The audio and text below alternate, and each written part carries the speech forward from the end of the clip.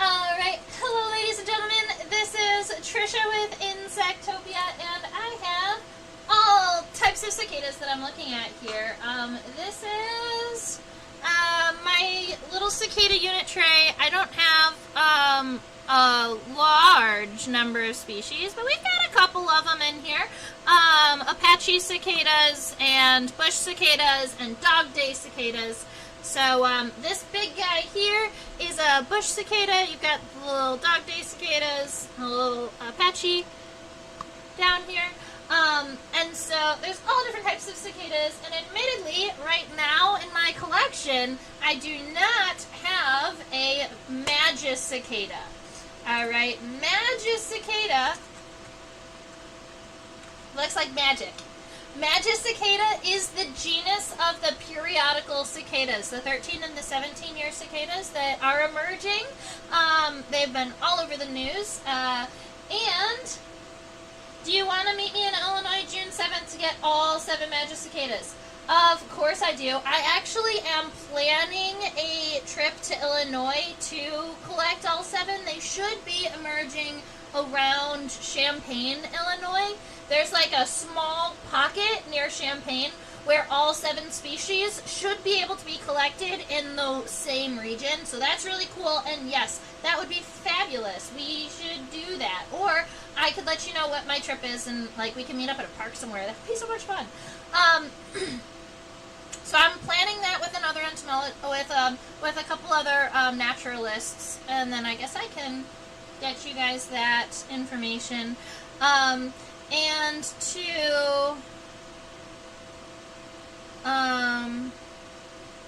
Susan, I did receive your text. You texted me on when I was actively doing its tax season, and so I haven't been able to respond just yet, but I'll be reaching back out to you shortly, probably right after this live stream, if that's okay with you.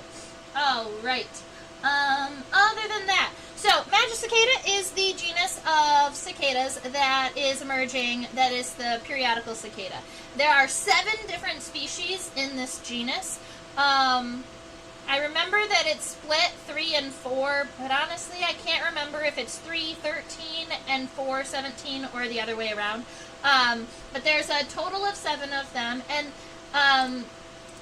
they don't all emerge every year. So Magus cicada, the periodical cicadas, are going to emerge pretty much every year because there are so many different broods.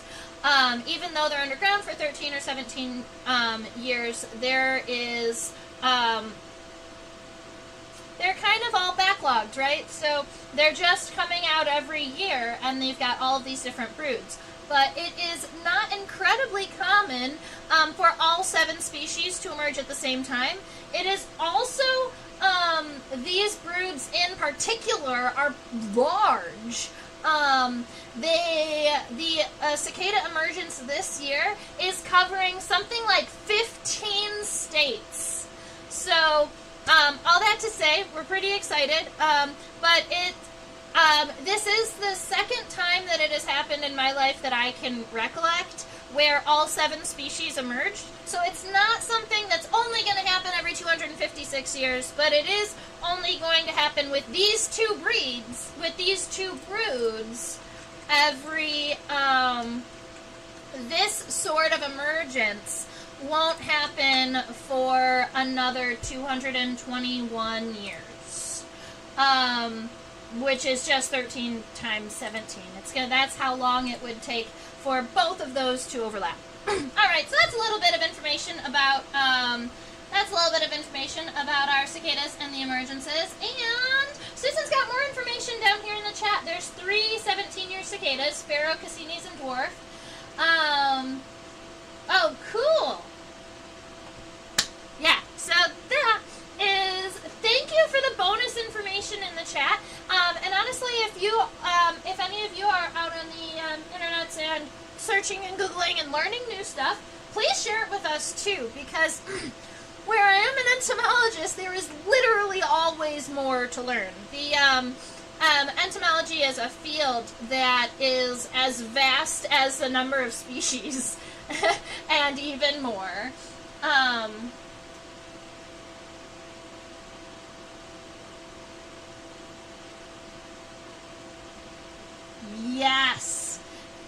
you. Very good. Exactly. So, this species and the one that we're actually drawing today, let's go ahead and look at our sketches. The one we're drawing today is a bush cicada.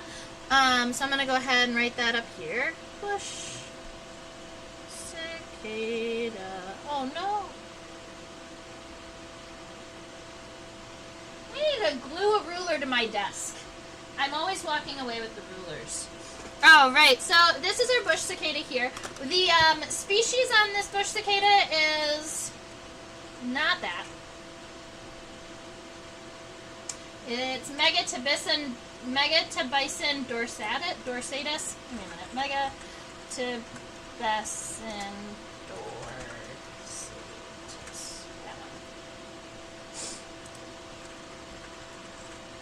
I accidentally copied and pasted over my, so normally I have it ready for us, but I got it right. Yes! Winner! Okay, so Megatibicin dorsatus.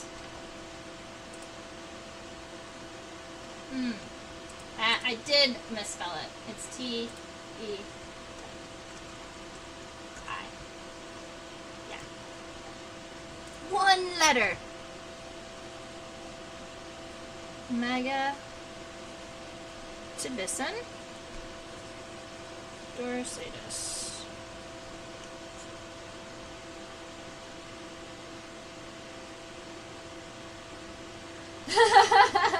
Then a prime number bug. Oh, that's fun. You should do like Joey Santori of Prime Hayes, but Botany doesn't. Hayes Hero, who has a ruler tattooed to his finger. Oh, that would work so well on live, too. I need to go just put, like, marker, like, Sharpie marks on my fingers. It's kind of fabulous. What we're going to do is...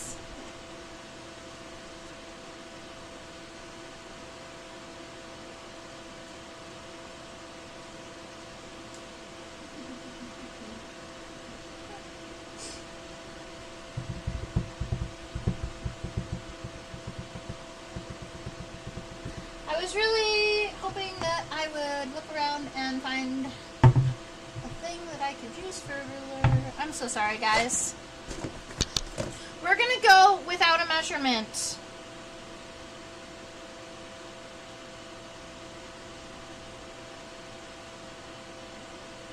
Here. Whole critter on screen again. They are gorgeous. I could definitely do that. And what I can even do is I'm going to put the cicada here. I'm going to go ahead and make it. We're going to whoop. There we are. So that is our beautiful bush cicada. And I'm actually just going to go off screen momentarily. I'm going to go and get a ruler while you guys can check out our cute little cicada here. I'm going to be right back.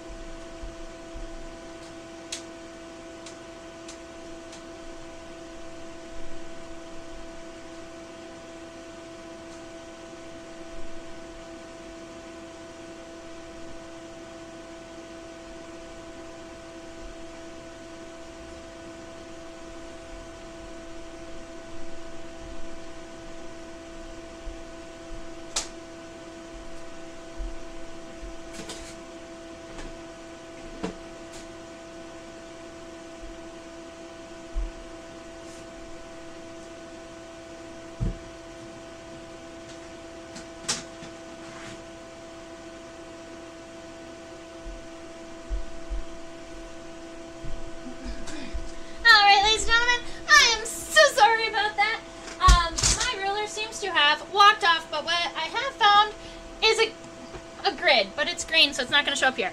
I found a grid. So these grid squares, are 1/2-inch grid squares. We've got the 1/4 inch and 1/8 inch up here. So at least we have these. I'm going to go ahead and put our cicada on just a little piece of styrofoam so we can see the lines on either side, and just kind of put it sideways like this. That is going to be good for us. So, our cicada here, maybe put it here, huh? With less light? Okay. It looks like the actual body from the front of the head to the back of the abdomen is a little bit over 1.5 inches. And then when you include the wings, you get to about 2.5 inches. And I missed a whole bunch of chatting. I love that you guys were chit-chatting with each other while I was gone. That makes me happy. But that's those are our measurements for our cicada here. And I think looking at him on a grid actually does help pretty well. Because then you can also see proportionally how far, like how much the wings and the body is. So if our body is about 1.5 inches, and then our wings after the body are about 1 inch-ish. Cool. But how many decimeters? Sorry. Got nothing for you there. Okay. Just catching up in the chat. Bloop, bloop, bloop, bloop, bloop, bloop. This bug is twice as long as George Washington's face. I love it. Perfect. Okay. So we're going to switch back over to our microscope view.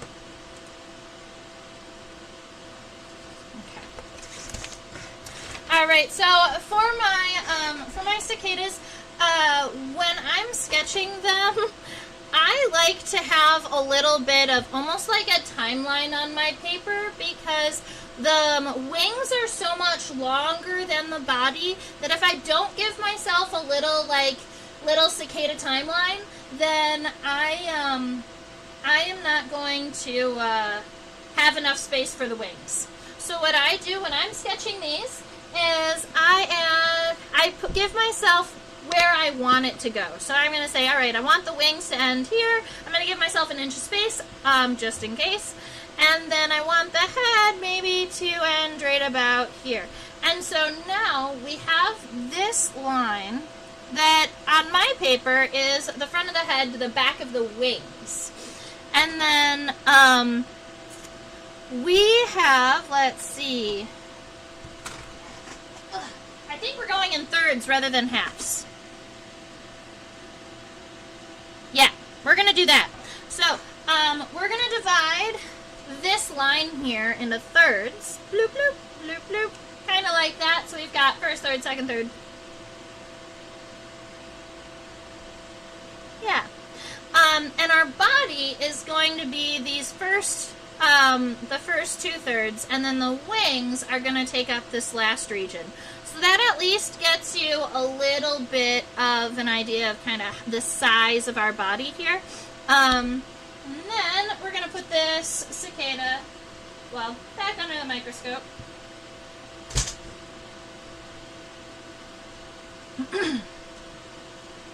Jack Claus always gets excited about decimeters, although centimeters make sense. Oh, that's funny.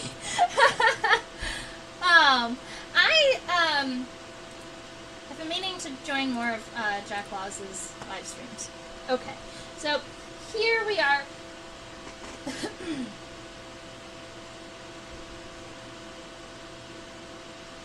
Cicadas have a really strong lateral line, and so that's also why I like to have a line here, because then we can show the body above this line and the body below this line.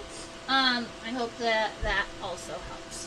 So we're going to be drawing this cicada from a lateral point of view.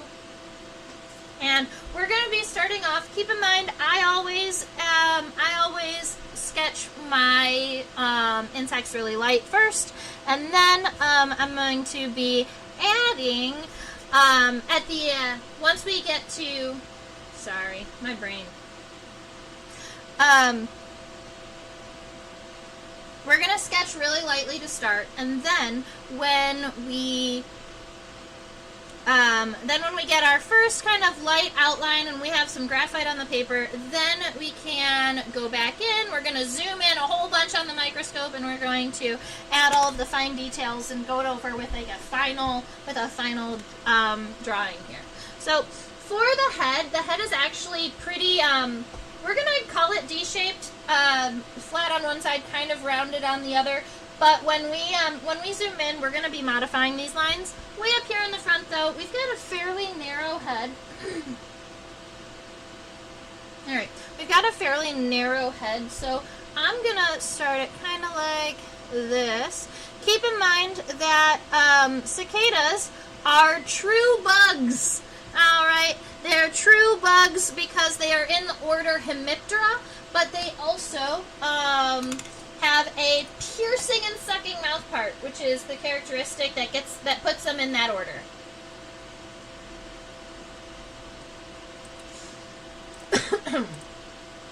All right, so we've got the head all situated here. The next segment back is the pronotum, and this is a part that gets interesting for me because the pronotum is going to end kind of at the lateral line here. So at this side line, I'm going to make sure that mine's just a little more straight because it went up a little bit at the end.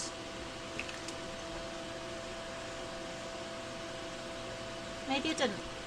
All right, so there's our guy here. The pronotum comes up over top of the head just a little bit, but then when it comes back down, it's going to kind of meet right here at this line and come back. That's how we're going to get our cicada started.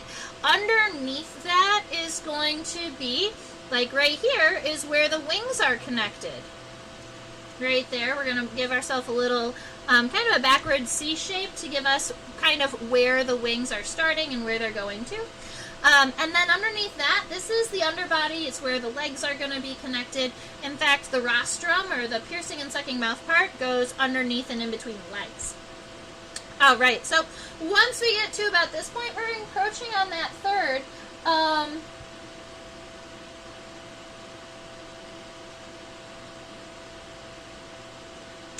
The next part here, which is the scutellum, it's this really, really vibrant, colorful piece here where the pin is going through. This is the scutellum. It's spelled this way. And it has all of these really pretty stripes and stuff on it, but it also is bulbous, kind of even above the pronotum here. So we're going to start a little bit lower, kind of come up, but we don't want to go too far past this first third, right? The scutellum doesn't go past the first third of the body. So if you're closing in on that, that means that you might be a little big, and you might have to shrink it up a little bit. So we're going to go right about here. Come on down, and then that is going to come back and meet back at that lateral line. That's scutellum. All right, after the scutellum, primarily, I like to get the wings in because, look, the wings are huge, and they're a fairly easy shape to copy. So starting here, we're coming up on a diagonal. We're going to hit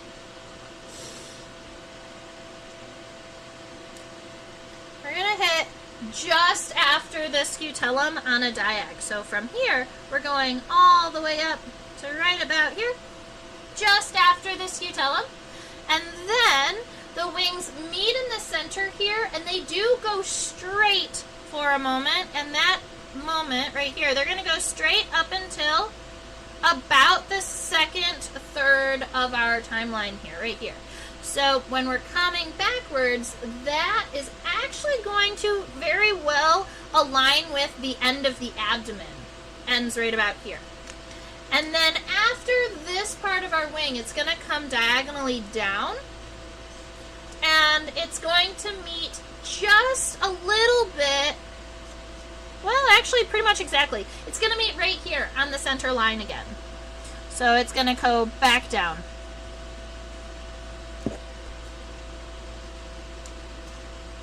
And then along the bottom, instead of going straight, that is just kind of a really long, outstretched U shape here.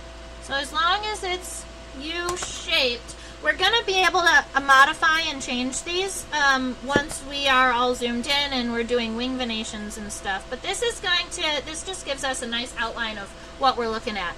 Now, keep in mind that the end of the wings here don't end in a really sharp point, so we're going to want to make sure that this does stay pretty nice and rounded. But that's also something that we can fix when we come back to it. So, that gives us the wings. Now, for the abdomen, the scutellum is higher than the abdomen. So when we add the abdomen, we're going to start kind of lower than it, and then we're going to go down. And so we're going to aim for this point here. It might go a little bit past. I think that that's okay. And then we're going to come back up through. Let's see, where are we going to end? You know what? We're going to bring it back to right around here. We're going to bring it back to right underneath the scutellum, or essentially where the wings start. Underneath here, this is where the legs are, and honestly, there's so much happening with the legs that not a lot of the other body we're going to end up drawing. Down here, it's mostly legs. So we'll be adding those as we see fit, but I think that actually gives us a pretty good start on what the form for our body is going to look like. And now, let's go ahead and zoom in. Let's do this. I love that you all are here today, too, to see the cicada. So, Susan and Deb, I just thank you so much for joining and chit-chatting about cicadas.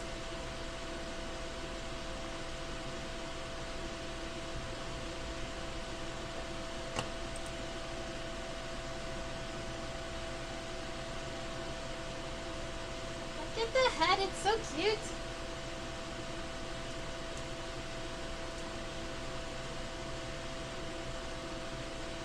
Alright, so because the head of a cicada,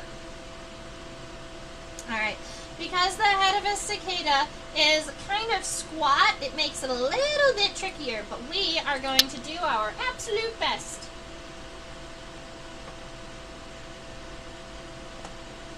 Okay, so we're looking at our head here, right at the lateral line, right at this kind of the timeline we've been working on.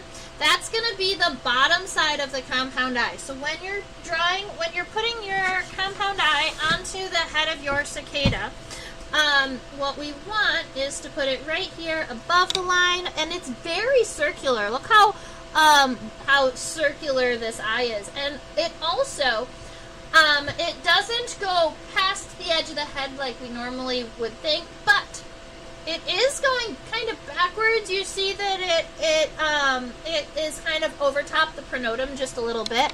So when we add it here, I'm going to draw my compound eye very circular, but I'm going to make sure I go over this line, over the line to the pronotum, just a little bit.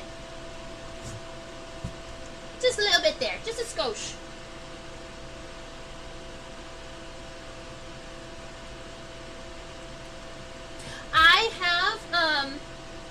I have seen the Cicada emergence. I actually traveled to the cicada emergence. I've traveled to it now 3 times. Have specifically gone to the regions where the cicadas are mass emerging to like collect them and hang out and hold a bunch of cicadas and frolic in cicadas. But I don't have any of those specimens anymore. So this year I'm going to be able to replenish that. And I was hoping to use some of the cicadas as teaching implements for how to pin insects, because they're fairly large and you can pin them with their wings opened or closed. Are you going to cook and eat some? Probably not. Although I have cooked cicadas before. I made cicada cheesesteak in Philly. Alright, so we've got a compound eye. We're going to be sketching, see the head, I've got it twisted a little bit, but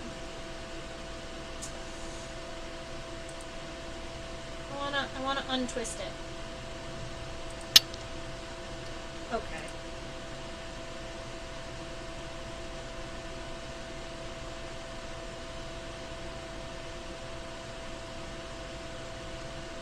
But that's so cool. Okay.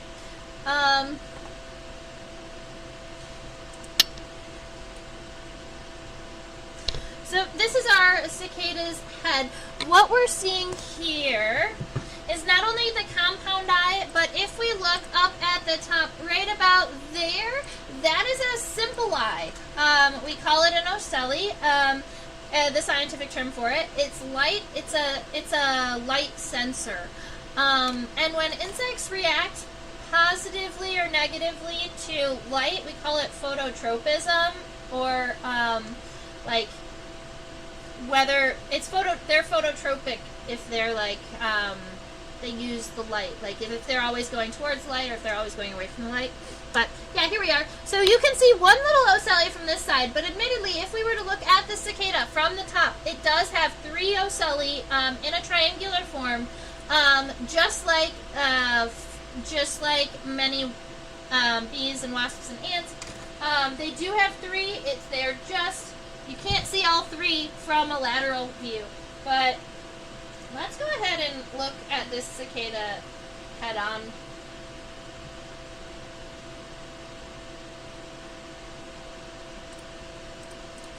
Because why not? We're here to chit chat and learn about our friend here. And this, look how red they are from this angle. Oh. He looks so angry from this angle.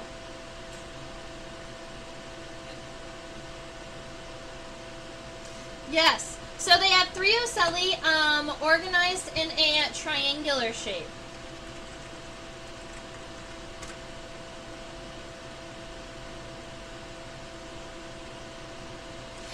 So, is it aphototropic when you're going away from the light? Yeah. So aphototropic means that you're turning away from the light. But I thought that phototropism by itself could be either way. Whether you are attracted or you're like...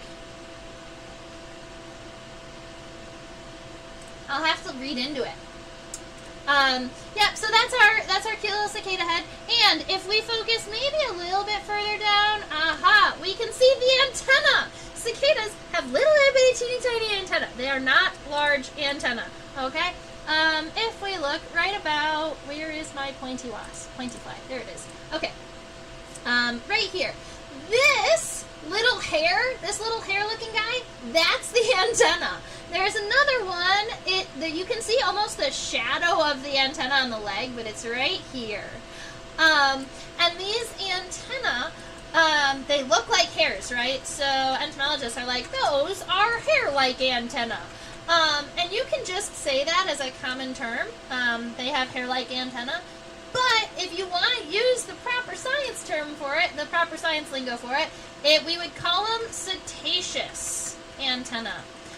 Cetaceous because CD, S-T-E-A, S-E-T-A-E, CD, is insect hair. So, and then when you add "-ous" to the end of the word, it's kind of like. It turns CD into an adjective, hair-like, rather than just the hair itself as a person, place, or thing, a noun.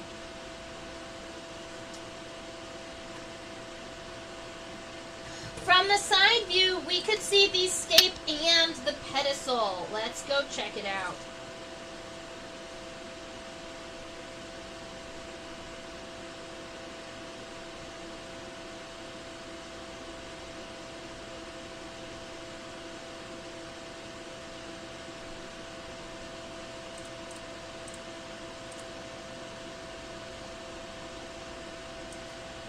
Yes, you can. That's pretty cool. Oh, this is a really good side view. We're going to keep this side view. We're just going to move it up a little bit so we can see the ocelli too. Okay, so this is our cicada head from the side. I'm a little bit behind on this because I've been chit-chatting so much, but here we are. So the head does kind of wrap around this compound eye. So now that our compound eye has gone over the line, the back of the head has to follow along the outside edge. So we're just going to kind of double that line right there along the back. But then once you get back up to the head, we're going to go follow that up here and then come back around. Now once you get right about here, that's where our cute little ocelli is. Actually, the singular word for ocelli is ocellus. So that's where the little ocellus is. But it feels weird to say because you always say it plural because there's never just one. But here we are. So along the front of the head, I am envisioning kind of two different pieces. You've got this portion of the head here that comes around the head, and then you have this portion that looks almost like a face mask. That is the base of the mouth parts. All right. The base of the mouth parts, it almost looks like a mask. It's got all of these lines on it, and I believe that it's essentially like a pump because you've got a piercing and sucking mouth part on cicadas. They pierce into trees and drink plant juices, or some of them just don't eat as adults. But all of the nymphs drink root juice. Not fruit juice, root juice. All right, so let's see. On the antenna. Cute little cetaceous antenna. The scape is the first segment of the antenna. The pedicel is the second segment, and the remainder segments, there are a couple of them, are the flagellum. That scape is actually pretty wide. So here, let's see, I'm going to just bring it in a little bit and give us a little notch here. That little notch is where is going to be a little bit higher. It's just above the eye, and it's kind of where the antenna is going to come out from underneath it. And then this kind of is going to come down and under. So we've got this piece here, which is essentially just the compound eye, the ocelli right here, where the little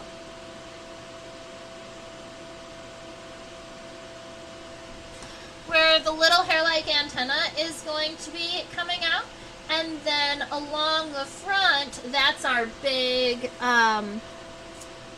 that's the big mask portion. So we're going to come up from here, and then come down, and that's going to kind of disappear behind one of the legs, so behind the front leg. So I'm just going to leave it open like this, but I do want to give it the characteristic, these characteristic lines that you'll see going all the way down the length of that.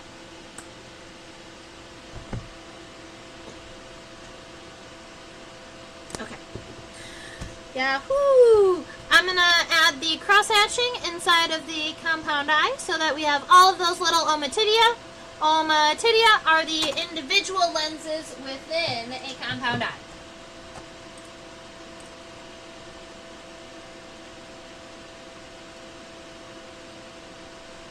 I love that the femurs on the front legs of our cicada have spines.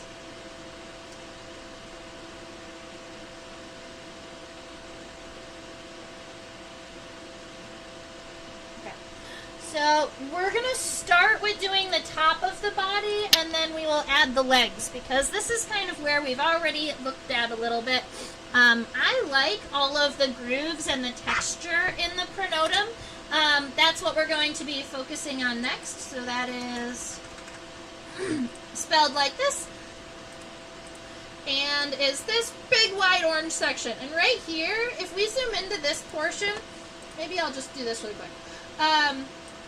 if you zoom in right about here, I think that it looks almost like a fingerprint, like the way that it is, the way that it's almost like wrinkly right there.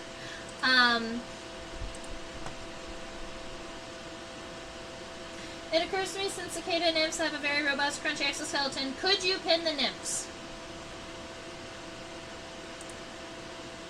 I believe that you could pin the nymphs. Yes. I don't know if I've ever seen pinned cicada nymphs, but I do believe that you can. Do adult cicadas eat or just scream and mate? Adult cicadas, some will eat and some will not. That depends on the species. And I couldn't tell you which ones are which, but I do know that some of them do pierce and drink from the trees. And even the cicadas that are drinking from the trees, they're not going to ever cause any major damage to the trees. The cicadas themselves, even in the millions, cannot kill trees. What can kill trees is the secondary pests or the diseases that get into the trees because the cicadas have left a bunch of holes in them. That can cause damage. The males scream and then they mate. And why do they have a grill like a car on their face? Let's flip them over. I'll show you really quick.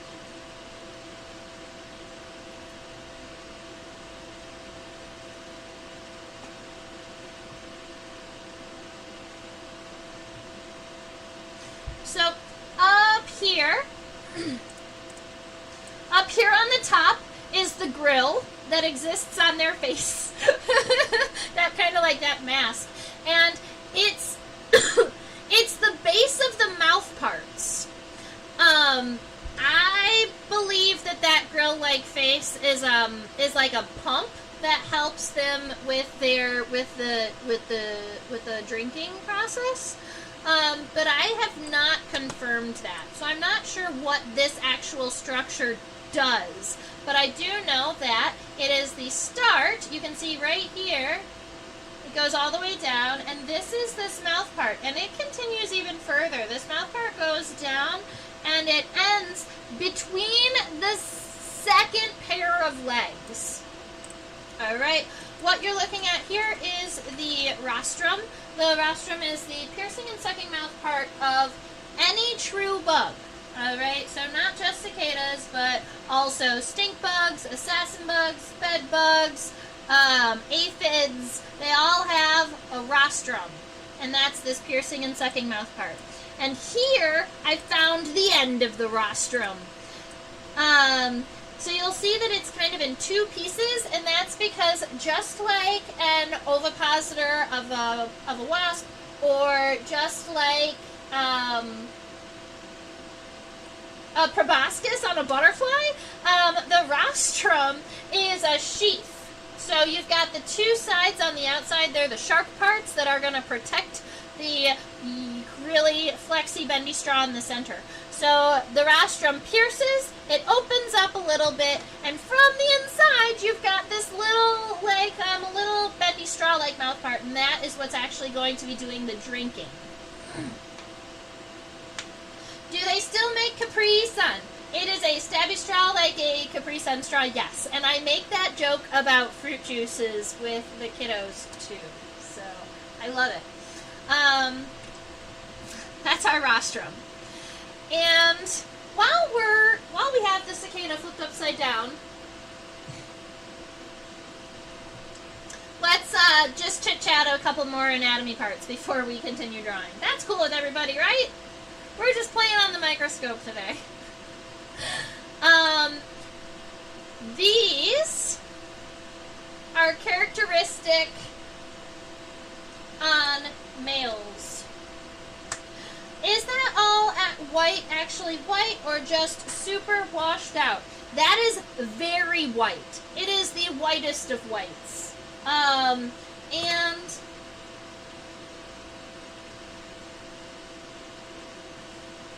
it's like a waxy layer, waxy coating on the bottom of this cicada because it does have the ability to scratch off.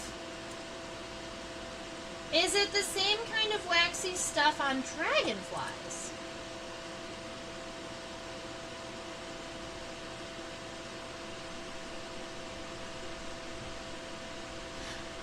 know what waxy stuff is on dragonflies. Pruinosity. Let me look something up really quick.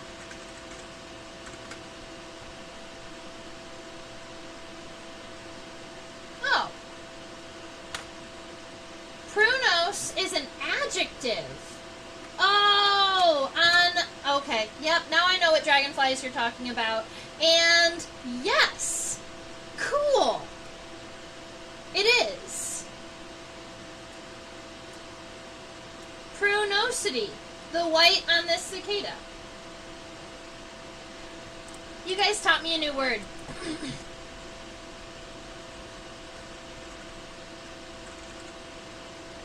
Pruinosity is a frosted or dusty looking coating on the top of a surface. I wonder if that's just an adjective to describe the texture or if that's the name of the stuff. Because from the description, from like the definition of the word, it almost seems like you could call any kind of powdery substance that's covering something pruinosity. That's so cool though. Yeah, so from the male's big pecs. Those are actually not pecs, but perk is in the name. Those are, I don't know what just happened in my fingers. Those are operculum. So, operculum are these little flappy doodads, and they cover the sound-making organ of the cicada. So here we go. If we were going to draw this cute little operculum here, it looks like this. Now, right, that's just one. Underneath that operculum, there is something called a timbal, which always makes me laugh because it's like a cymbal, and both of them are very, very percussion-esque. All right, so you've got the operculum on the outside. The timbal is the sound-making organ of the cicada, and generally it's going to kind of look something like this on the body of the cicada. So it's got kind of two parentheses on the outside, and then it's going to have these like ridges along on the inside. And there's a whole bunch of these ridges. Some are thicker and some are thinner. And this is the actual true, this is the organ that is making all of that sound that you hear. All right, that's a timbal. Now, the timbal is not stridulation. So when something stridulates, you are rubbing one object against another object. So like crickets stridulate with their wings, or like some grasshoppers are going to stridulate with their leg against their wing. But timbals don't work like that.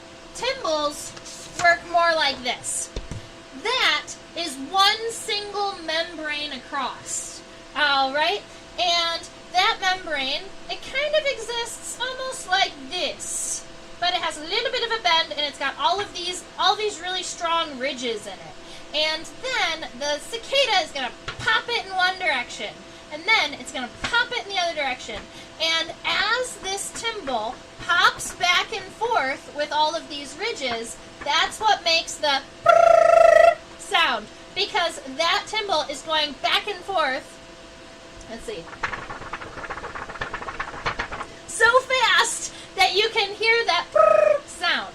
Now, I love that where Susan is going. Susan goes, but what about the open space where the sound resonates, right? Because a timbal just going back and forth is not going to make a sound that's big enough that, like, hurts our ears. The operculum does that. That's why the operculum is there. The operculum exists over top of the timbal, and it creates a resonant chamber. So the sound comes off of the timbal, hits the operculum, bounces back, and it bounces around in this resonance chamber, and then explodes out of the cicada and makes really, really loud noises.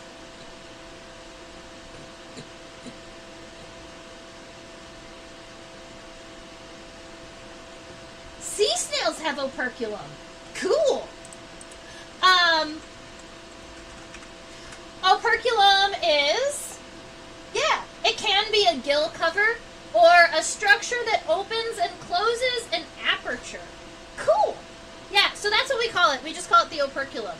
But I have always just used it as a bug word, and it's so much more fun when you realize that bug words have words have meanings outside of the words that you know, so. Oh, operculum.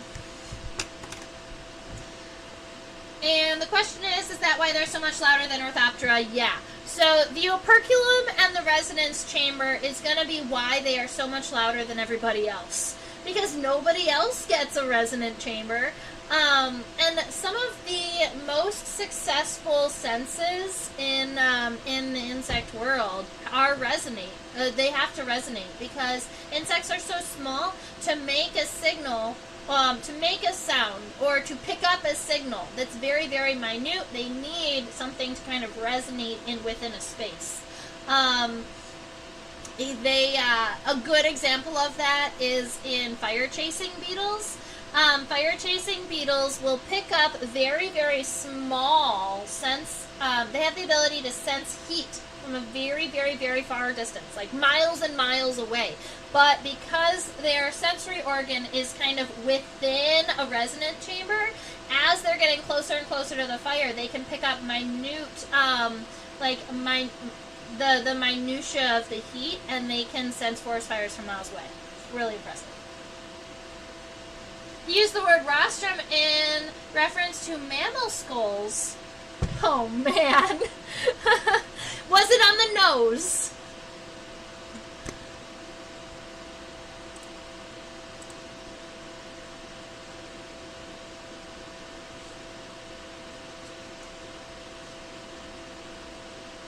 Oh, and we're not going to draw it or see it today, but if you did want the word, the cicada hearing organ is called the tympanum.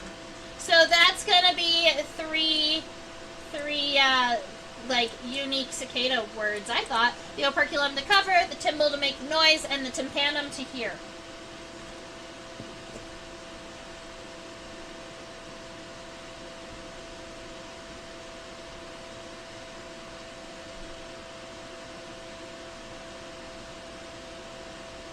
So this is more true color. The orange is a true, like, Halloween orange on this cicada. Alright, so moving back from here, now I'm noticing that the top of the pronotum here is not just one smooth line, so we're going to make sure that we give that little bit of this M shape over here. There's this little additional arch, so we're going to go 1, 2, 3. Alright, so we've got the top of our pronotum all situated. I think that I made my pronotum a little bit too long. I'm going to be fixing that really quick. So we've got this guy here, it kind of comes up, and maybe it's not. Maybe it just needed to be more like this. That's fine. Alright, so we've got our pronotum coming up. And then we're going to be going down to just above this wing, right? So we're at that lateral line here. Coming down, going out. And then once we get here, instead of just going straight back to the eye, we're going to kind of go a little bit under that line and then come back up. And because I really like the texture over here, I am going to add some of these like longer lines here that almost look like wrinkles. I think they're cute. Okay.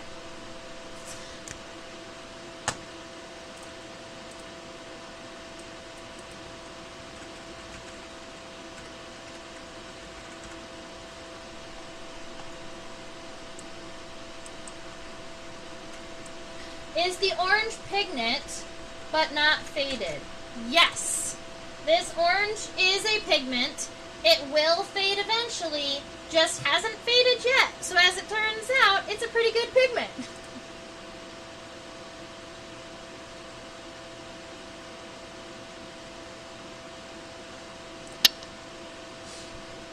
will eventually fade though.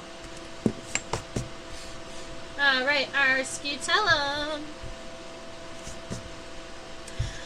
Like we had mentioned, the scutellum is arches above this pronotum here.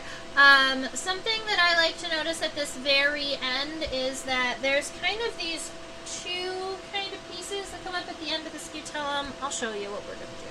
So we've got this nice arch here, but then we're going to stop right before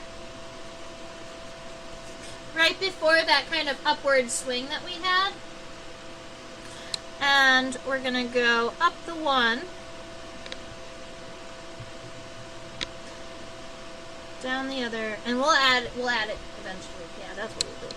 All right, so I had it kind of sharp up here, and we do want to make it a little bit like less pointed. So I'm going to bring it down and kind of start arching it a little bit lower, because that is going to give me the ability to go back in and add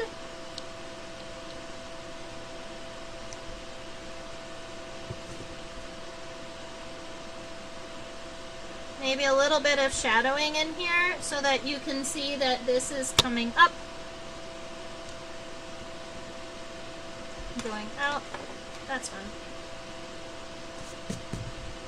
Okay. Yep, so that's our scutellum. You can always add these, the beautiful colors on the bush cicada are striking, and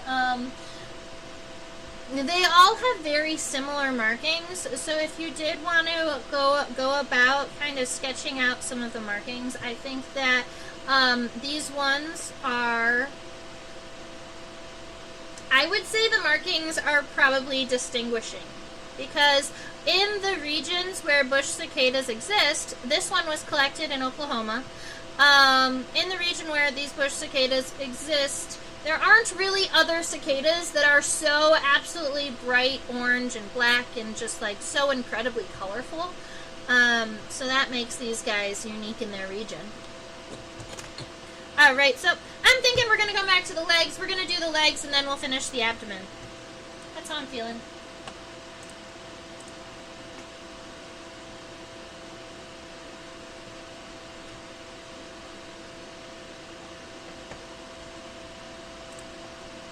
So for our legs, we have femur, tibia, tarsi.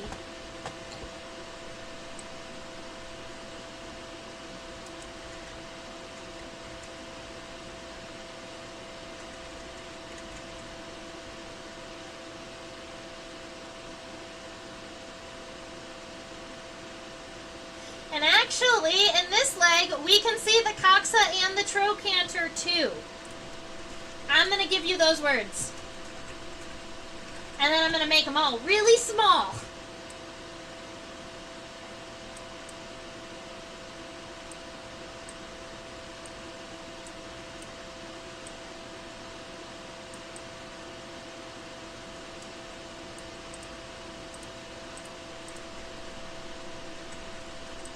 Okay.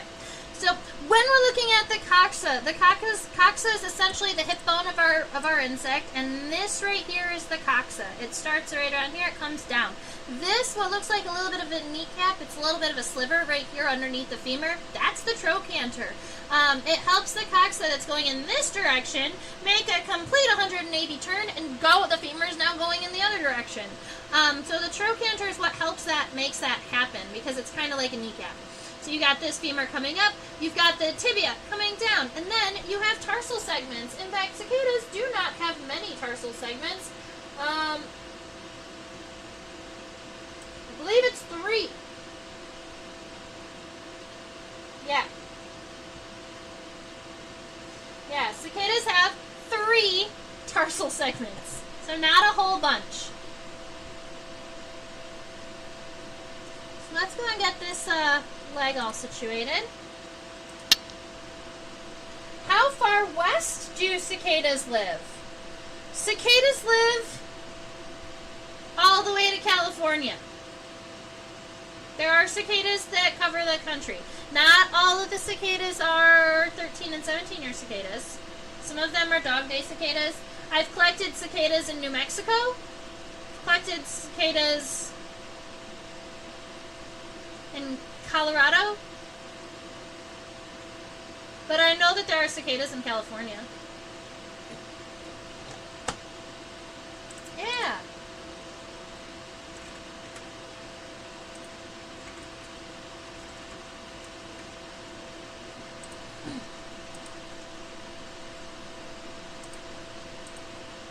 Okay.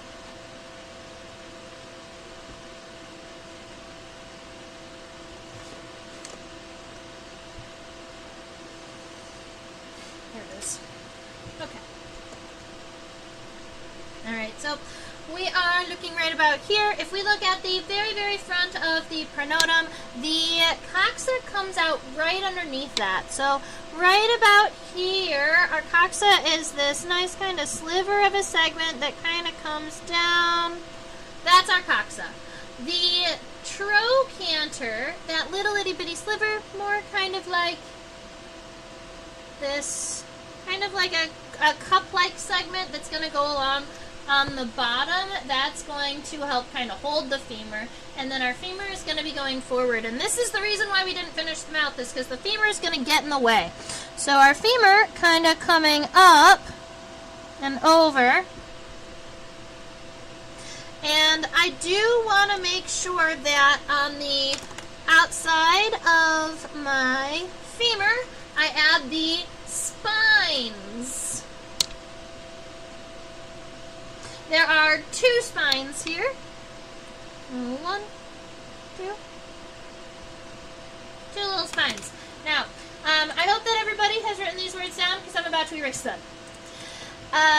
We have discussed before the difference in the pro, meso, and meta, and how you can add these words to the beginning of other words to refer to the first, the middle, and the last. So, if you wanted to describe these spines in a way that you might see it on a scientific research paper, you would call these profemoral spines. And that would be just using pro to mean the first pair of legs, and femoral as an adjective to turn femur into like a descriptive word, kind of where it is.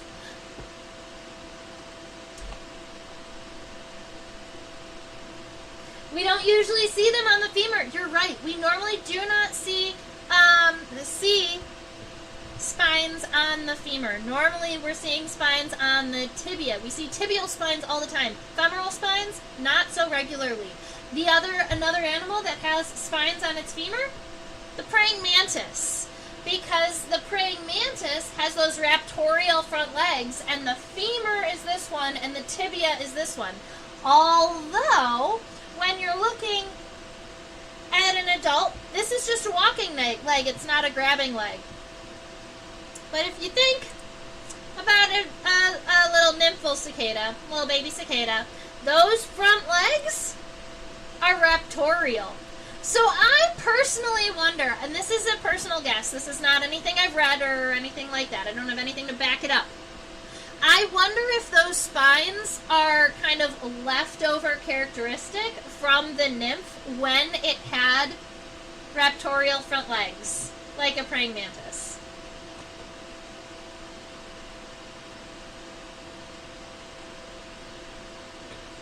Okay, so we've got the femur. Tibia is coming down.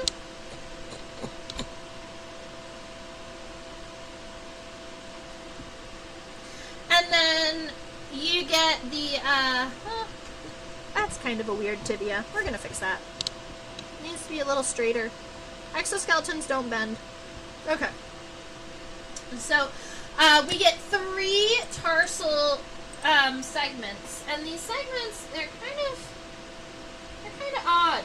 Because the first segment of the tarsi, is right here.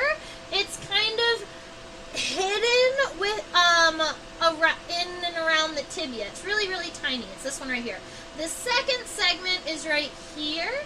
The third segment is most of the tarsi, right? This from here all the way to the end. That's the third tarsal segment, and then you have the tarsal claws. Here we are. So we're going to get 3. The first one's so tiny it almost hides in the tibia. And then the second one, longer. And then the third one, with the claws.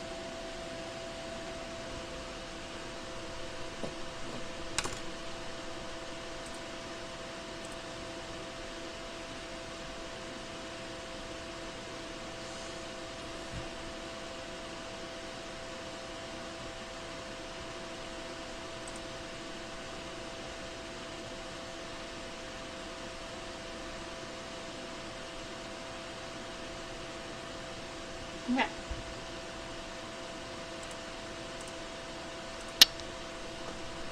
So this is the next region of the body that we are going to be, sketching. I'm looking at right around here, and then we're going to do this middle leg.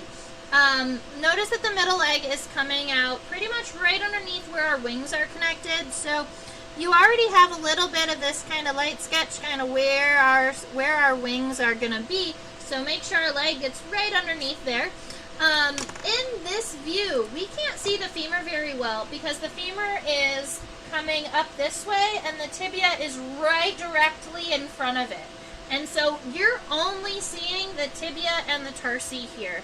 And I'm okay with drawing it that way because that's the way that this cicada is going to sit naturally. So if we start right around here, and you're going to laugh, but I'm going to kind of float this leg up here, and then I'm going to kind of connect them.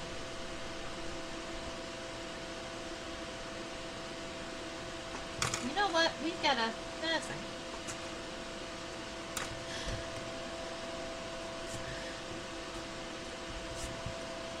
Okay.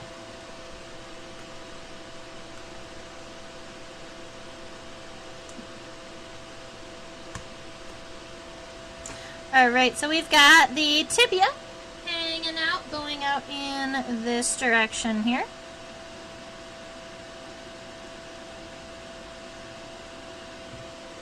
And then the tarsi are going to be out in this direction, kind of flat, hopefully kind of flat with these ones here. So we've got this first, it's going to be the same kind of formula where the first one is kind of hidden within this, within the tibia here. And then the next one is a little bit longer, and then that last one is the longest segment, but then it's got those 2 little claws on it. And I know that our femur is kind of doubled up here, so I just want to make sure that when we add the body, it's going to be below this point, because this is not where it connects to the body, this is where it connects to the femur, and it comes back in this direction. Nice wide-bodied cicada. Cool. All right. Let's look at some wings.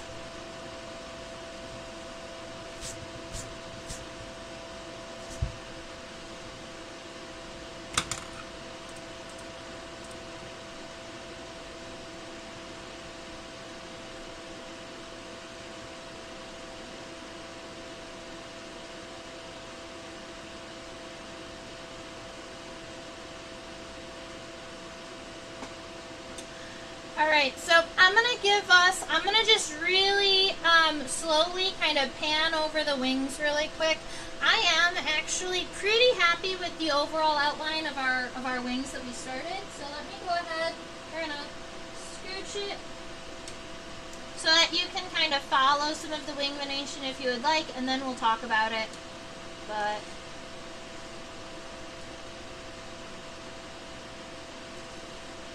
something that I like for people to notice is that in cicadas, their actual wing venation does not reach the end of the wing.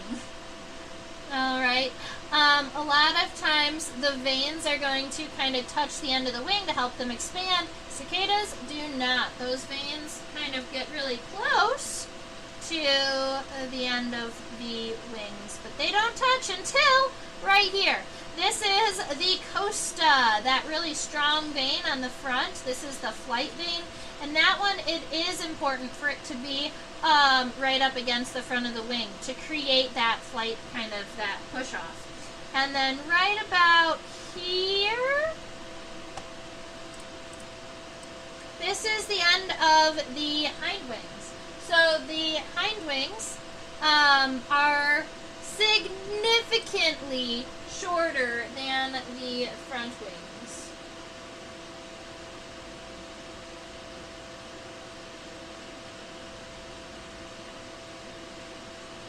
Okay. So now that we've got that taken care of, I can come over here and just show you this guy one more time before I do the outline of my wings. But I'm pretty happy with the shape and the size of my wings. And if I get, look at this! So if I get the cicada close enough to the camera, it can almost follow that outline. That makes me happy. Like more happy than it probably should. I love it. Okay, so we're gonna follow this then with just a nice dark line so that it oh no, don't double it up. Okay. And just wherever it looks a little bit more, wherever you had kind of a change in angle, or if it looks like it might be a little bit sharp, keep in mind that wings are generally nice and smooth. So if you have any sharp angles, go ahead and make sure at this point that you're smoothing them out.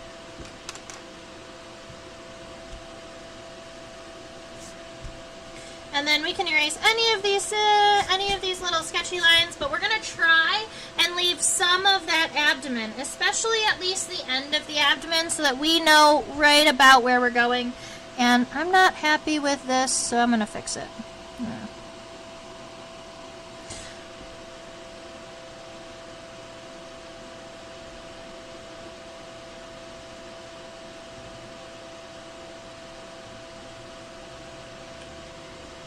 Okay, better.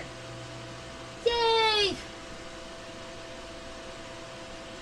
Alright, so with our cicada here, right about here at the base of the wing, you have this very thick space. This is where a lot of the muscle power is for our cicada, and it's almost dark. Like the base of the wing is orange. It's not all the way clear. So here we go. The bottom vein, the costa, is really important, so I'm just going to make sure that right here along the bottom of our wing, it's particularly thick, right? Really wide here, because that's going to be a really strong flight vein that's really important for our cicada. Alright, now after that, you know me, we can deep dive into wings, but I almost prefer to give the proper wing texture without spending too much time super diagnosing every single vein. So here we are. We're gonna give this cool little 1, 2, 3, like a four-sided shape here. I'm gonna go up, diagonal, and then back in. Okay. So we're going to give this kind of cool little shape here. And then you've got the one on the bottom. And then we're going to have, for the front wing, and see the venation, because it's a front wing and a hind wing, gets a little confusing. But this first one down here, it's going to come out and it's going to split. Kind of like this.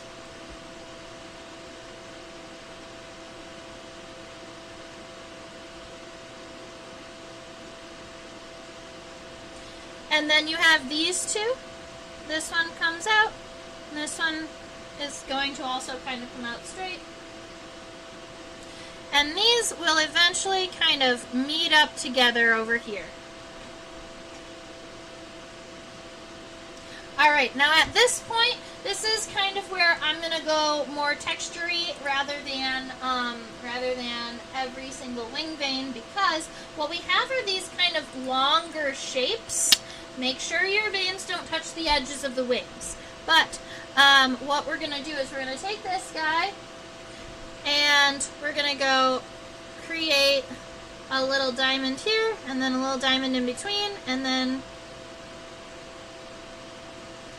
this one is actually supposed to be just a little bit longer. That's what it is. So that it looks more like this. So now you've got these three shapes. And what's cool about these three nifty little shapes is that one vein is going to come off kind of like a little wiggly squiggly line. Here we go.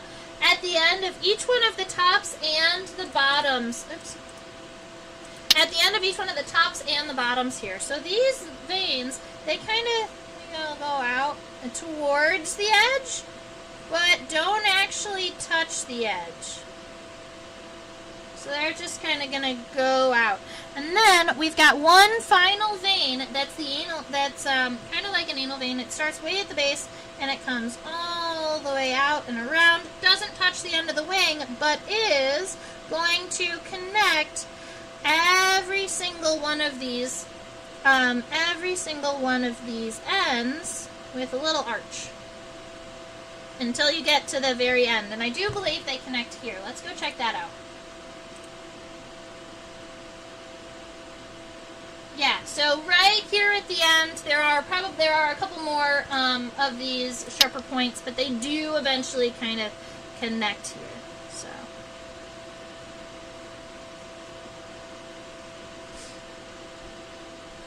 And I think that my cicada wing became a little bit too U-shaped. So we're going to straighten it out just a little bit. Cool. Cicada is happy so far. Yeah! Thank you, Susan, for that. It's like, it's okay to not get every vein. You know, when we're doing science, like when we're doing illustration art, everybody's going to have their own goals, right? But my goal is primarily to get the insects, like, overall characteristics on, and then I always make sure that the defining characteristics are in the drawing, right? So characteristics that make this a cicada, that make other things not cicadas, I'll make sure that those are in there. But wing venation in this one is not that. Alright, so let's look at an abdomen. You may notice that we've not done the hind legs yet, but that's because the hind leg, you can see it kind of runs along this vein, and we're going to just draw these little tarsi right here at the end. But we've got an abdomen to accomplish.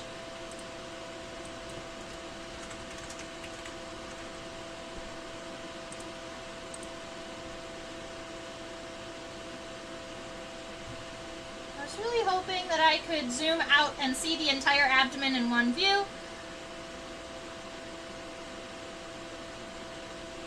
Just not going to happen.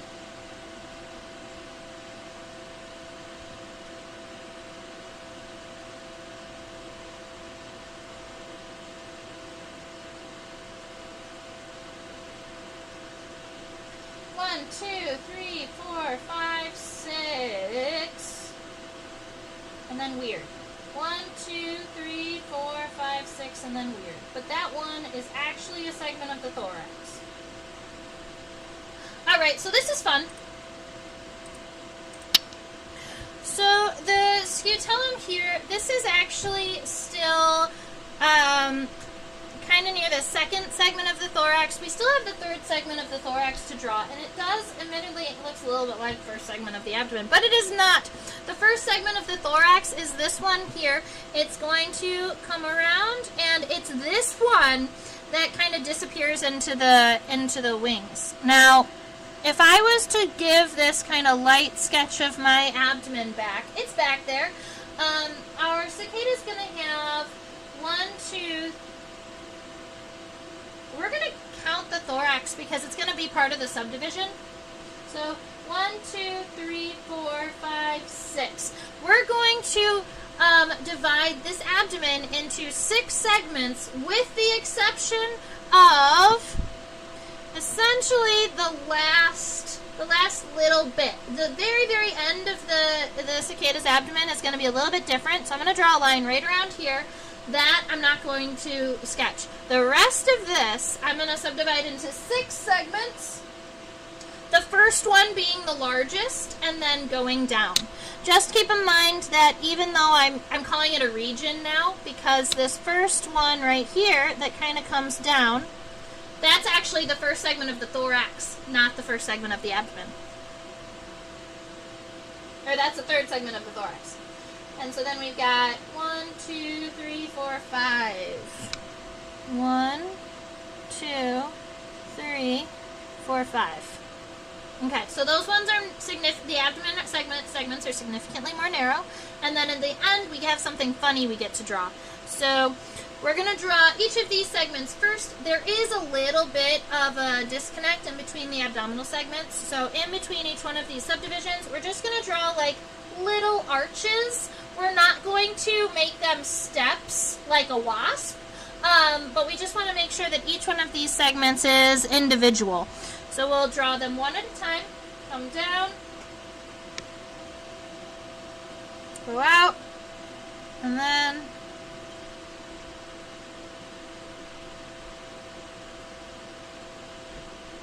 yep, and then back over. Okay. And I was trying to see, but I think that this is fine. Alright, so we're just going to go 1, back down, little arch, back down, go over.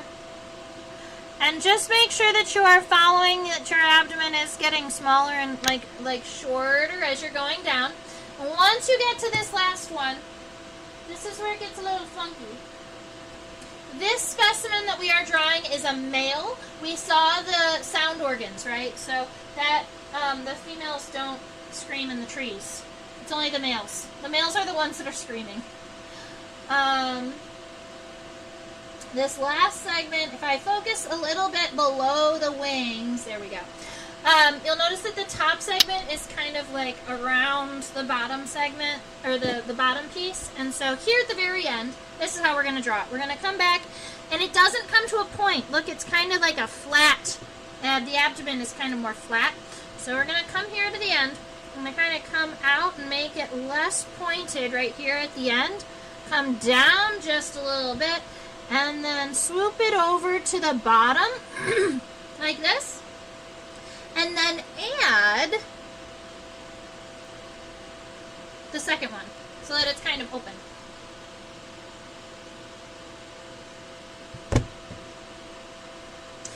And then all we have to do now is to add that hind leg.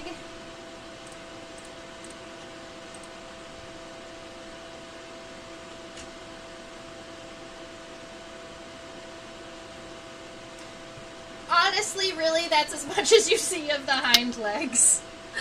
The hind leg is connected to this segment here, that third segment of the thorax. The femur is here.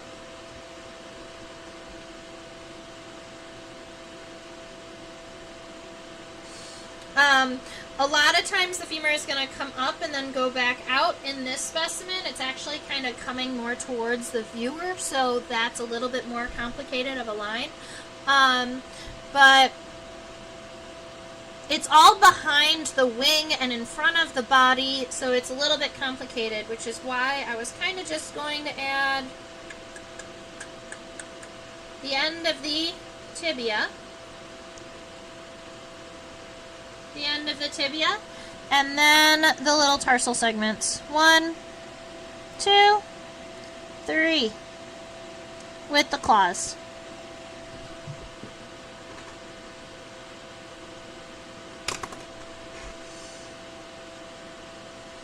Interesting how thick and robust that front edge vein is. Yes, that front edge vein is called the costa. And it is an incredibly thick, strong vein. And if you've ever heard a cicada fly,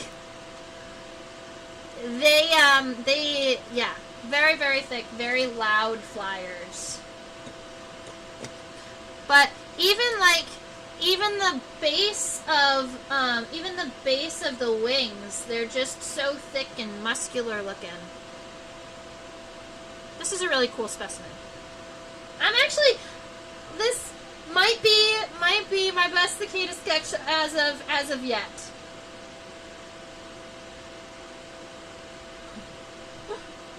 All right. So I've heard them fly and been smacked into by several broodexers. They are clumsy. Yes, they are. They are so clumsy. They are the clumsiest. They fly all over the place. If you stand under a tree where there are hundreds of them, you get rained on by honeydew.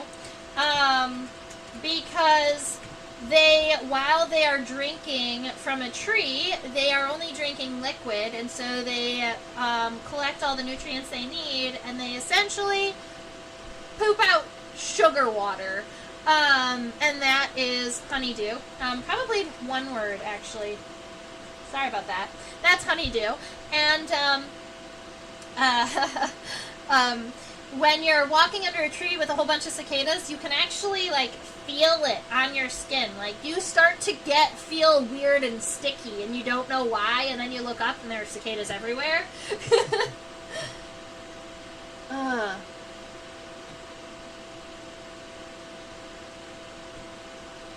They will start climbing you. Yes, fabulous. That is a great example of phototropism. The cicadas are doing everything that they can to just get closer to just go towards the light. You know, to get closer to the light, to go up. So they're trying to climb everything that they can. Susan, you're so right! Okay, thank you. Susan turned it into bug lingo for me and said, it's honeydew one word because it's not true honey and it's not true dew. So you put them together, and I love that. Thank you for translating the world into bug for me. Because, honestly, sometimes that is a serious help. Okay. When I saw cicadas, it was extremely loud when they flew. What is the advantage? Does the noise scare away predators?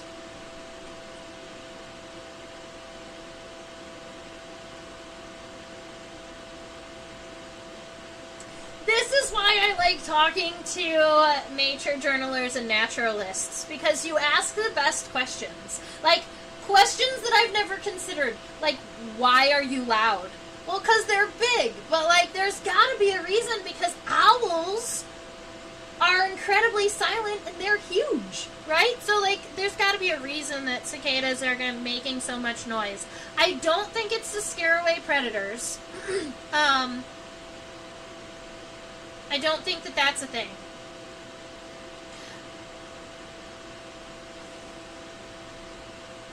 You might, well, here's a thought. There are some. All right. Doesn't have to do with cicadas, but there are some grasshoppers that when they jump and then fly, when they beat their wings, they make really loud clicking sounds. And it is, it's essentially to interact with mates. To, like, it's like a recognition type thing. Kind of like calling, but they make noise in the air. But cicadas also make really, really loud screams. So why do they also need to fly loud? I wish I had an answer. Oh, cool! You tasted honey from honeydew. How was it, Susan? Was it yummy?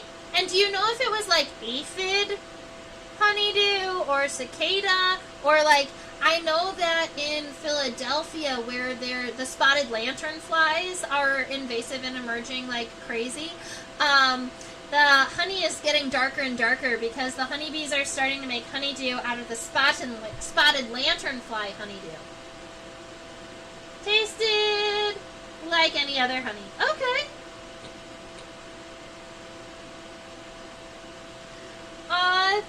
you, Deb. I appreciate that. I have sincerely enjoyed drawing and doing this with everybody here. And I'll admit, like, some of my beginning drawings, I'm like, you guys stuck around for that? But now, you know, we're all here still doing like great together. I'm just so happy about it all. It's just such a cool thing. And even from the last time I drew this species, this was my last time I drew this one. So like from that to this one, there's also significant improvement. That's so cool. Yay. All right, so we are closing in on the end of class. We're closing in on the end of the live stream here today. But obviously I'm not even on the closer yet. I just wanted to ask.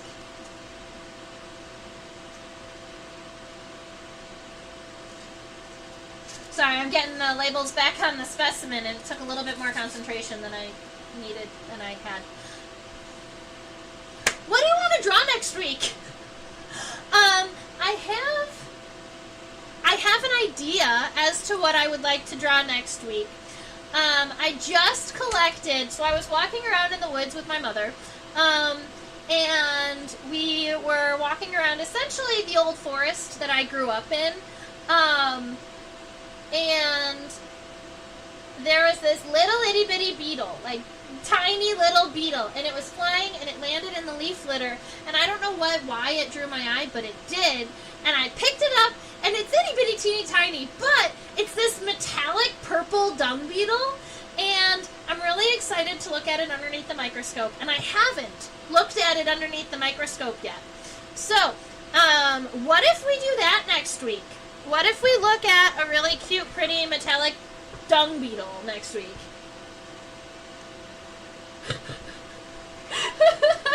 I know that you can't take a stroll with your mother without having to collect a bug. This is true. Do you want to hear the story? Oh my goodness. I'm going to be right back.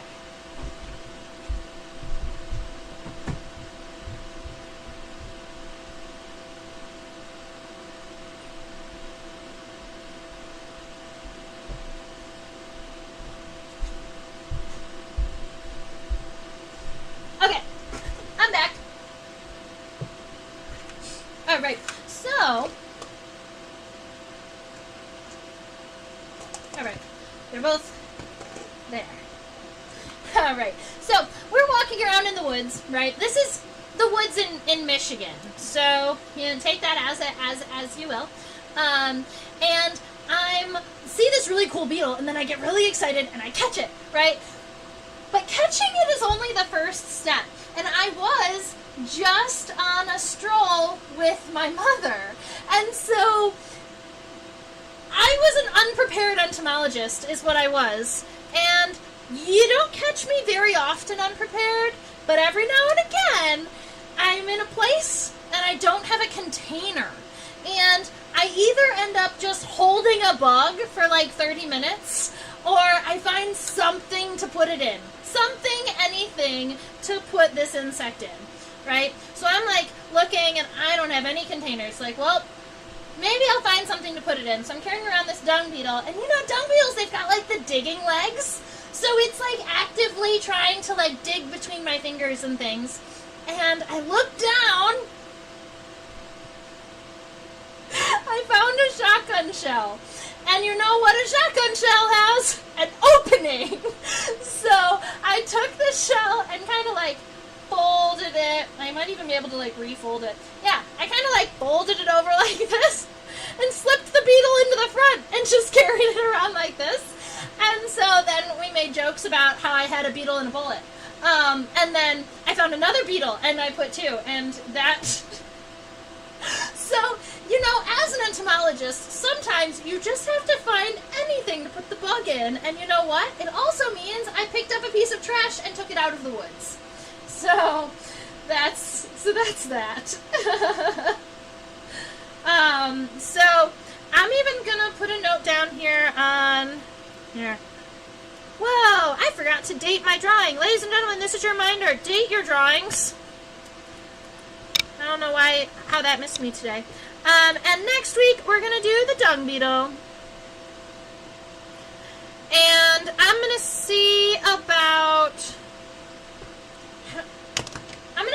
looking into metallic purple dung beetles of Michigan to see if I can get you an identification. But it might just be dung beetle next week. My mother doesn't have any patience for my bugs when I saw that cool velvet ant in Utah. Oh no!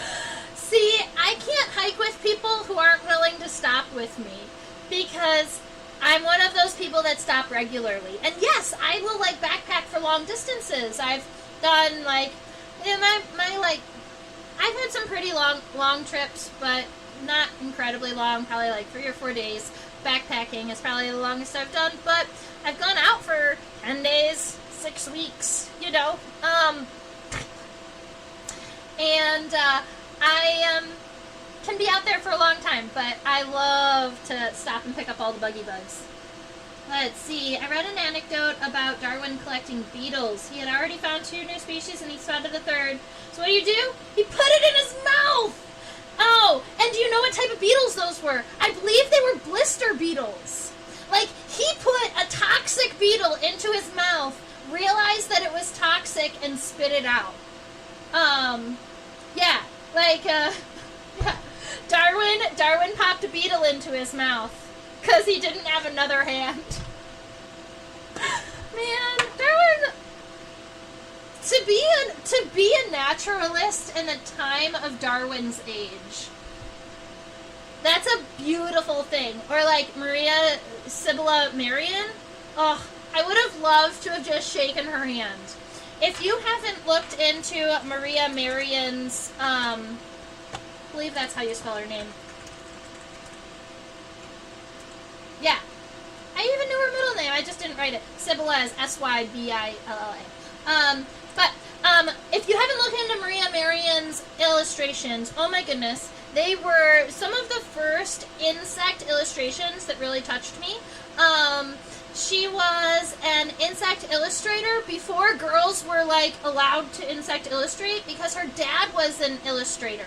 And she, as like a 12 or 13-year-old kid, would go out and collect caterpillars and bring them into the house, and she would raise them, and then she would draw the caterpillar and the chrysalis or the pupa and the butterfly or moth that emerged.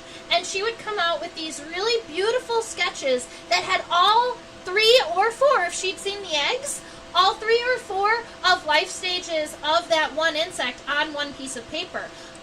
And she was one of the first people that really discussed metamorphosis and was like connecting what caterpillars went to which butterflies and moths in these gorgeous drawings. And so if you haven't checked it out, you should.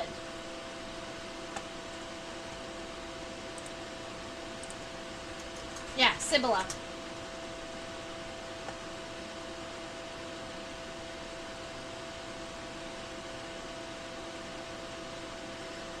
I am in good company finding weird bugs and weird places to store bugs. Thank you.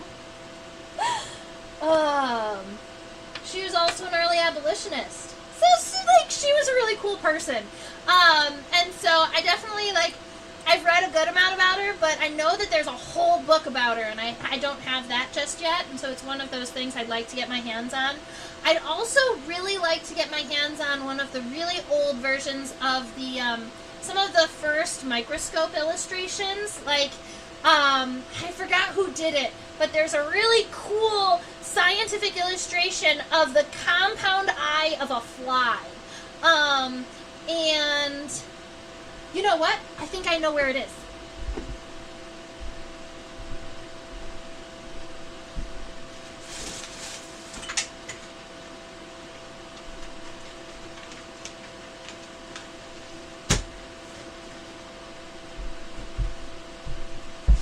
Alright, so I was creating all of these classes, and I had printed off this sketch, and I want to share it with you because it's really cool.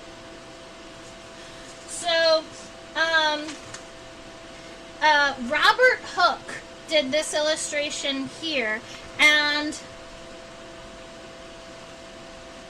It's the head of a fly. It's just breathtaking. Here, I'm gonna turn this camera so that you can see it not upside down.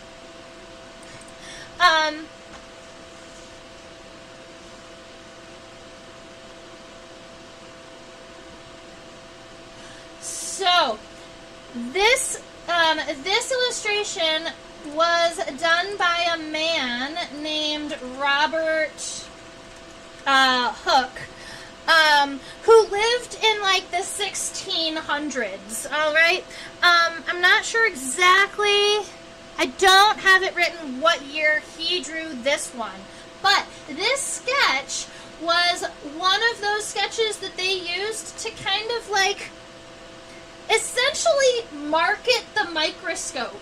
The microscope was this brand new invention. No one had looked through a microscope before, right? So this is a whole brand new thing, and scientists are like, well, we can already see with our eyes, and we have magnifying glasses, so why do we need a microscope?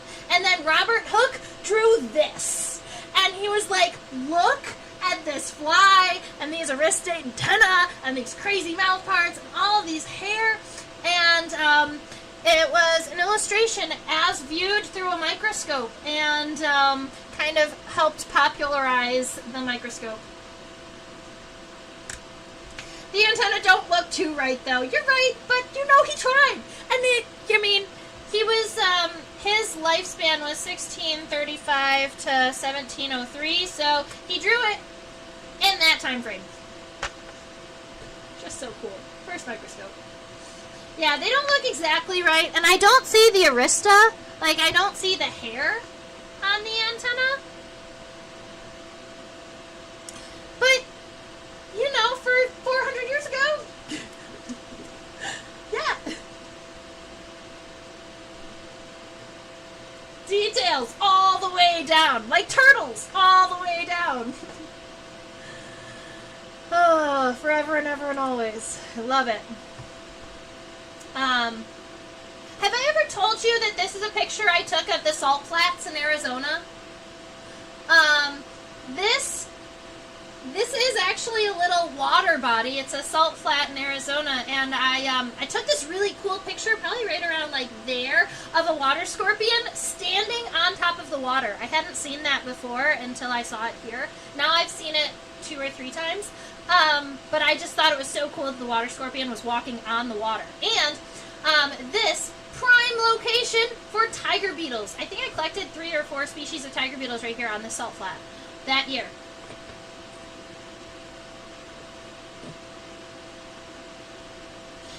Yeah, he would have had to have refocused the antenna versus the eyes, so maybe there was a little bit of a gap there. So, yeah, very cool. I have all types of fun stuff.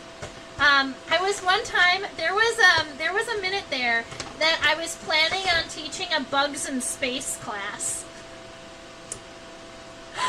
I was discussing insects and stuff with like a biological astronomer who spoke about like the different like bases and thoughts about how life could look if it did exist out there. It was like a really fun class to play around with. And then what we did, what I was planning to do, I never actually got to teach the class. But what I was planning to do, I had divided it up into 8 weeks, and every week we talked about a cycle that happens on Earth, like the carbon cycle or the nitrogen cycle, and we talked about how insects interact with that cycle here on planet Earth, and how those cycles could look on another planet. And then all of the students kind of built their own planets with their own bugs. I was really excited about it. Maybe one day.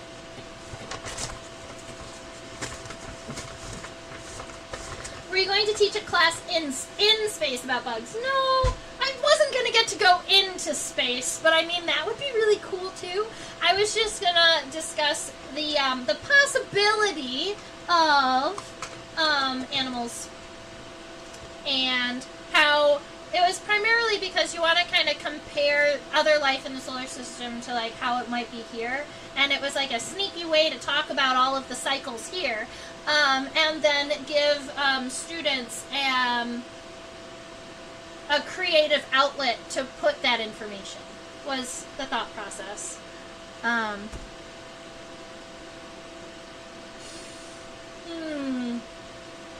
Okay.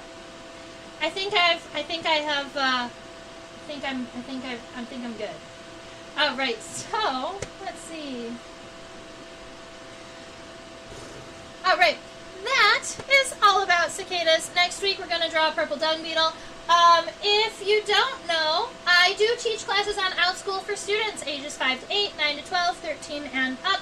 Those classes are either like college prep classes for high schoolers or like junior bug club for younger students. My younger students today learned about, you're going to laugh, we've been talking about cicadas all week long. So my younger students got to learn about the cicadas today, and we talked about how their piercing and sucking mouth part works, and how their sound is very similar to a drum, except cicadas don't use the little sticks. They can pop their membrane all by themselves without drumsticks. Yeah, so we talked about that. That is your reminder to subscribe to my YouTube channel. I really enjoyed everybody hanging out with me today. If you are not subscribed and you really want to chat with us, ask me questions, interact with me, send, I don't know, do all the things, you can chat as long as you're subscribed, so make sure you do that. This is my email address, trisha@theinsectopia.com. If you have cool drawings, or if you have a cool fun picture, or if you want to just interact with me in any way, go ahead and shoot me an email. I do tend to be kind of busy, but I love interacting anyway, so give me the opportunity to practice. And then here, over there, is my PayPal. It's just a location where you can donate a couple dollars if you'd like. So many of you have already done so much for me by just being here and chatting with me and giving me the opportunity to, like, be doing this for years. But if that calls to you, please go ahead and do that. And if you want to find me on social media, I'm at Insectopia2015 on both Facebook and Instagram. Bringing bugs into space is a really good way to understand things we otherwise take for granted on Earth. Ooh, that's a good point. I read something once that said that butterflies cannot fly in space if they are transported out as an adult, but they can fly in space if they are raised in space as a caterpillar. But I don't know how that's even a thing. So I don't think I read that from I don't think I read it from a primary research article. I think I was told it, but I think I was told that by a professor. And so I've always wanted to double check and kind of like look into the effect of space on butterflies. That's something that's been interesting to me. We have had a really good day today. So many viewers the whole time. So many of you guys like stuck around. I really, really appreciate it. I hope that you all have a fabulous rest of your week. If you're a Taylor Swift fan, TTBD comes out in less than 15 minutes. So I hope that you all have a fabulous rest of your week and stay buggy. Bye.